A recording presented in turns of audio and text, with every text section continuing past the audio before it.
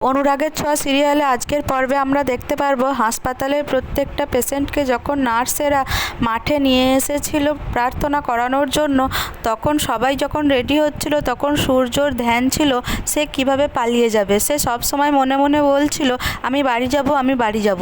তখন আমরা দেখি উল্টো দিকে একটা ট্রাক রেডি হচ্ছিল গন্তব্যস্থলে যাওয়ার জন্য।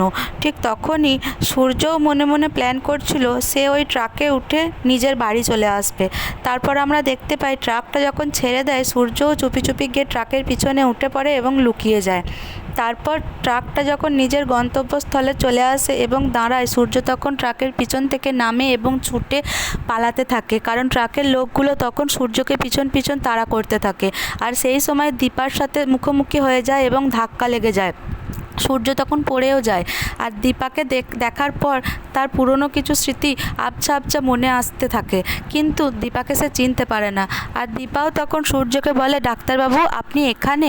এই বলে যখন দীপা সূর্যর সাথে কথা বলতে যাবে তখন ট্রাকের লোকগুলো সূর্যকে নিয়ে আবার চলে আসে হাসপাতালে।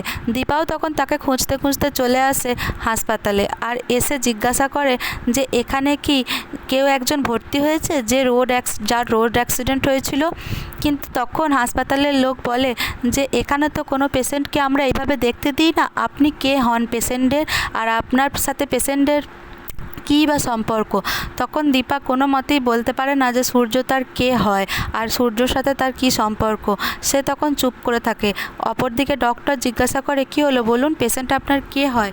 তখন দীপা চুপচাপ ডাক্তারের দিকে চেয়ে থাকে। এর পরবর্তীতে কি হতে চলেছে দেখার জন্য আমাদের চ্যানেলটিকে সাবস্ক্রাইব করে রাখুন এবং ভিডিওটি ভালো লাগলে একটা লাইক করুন।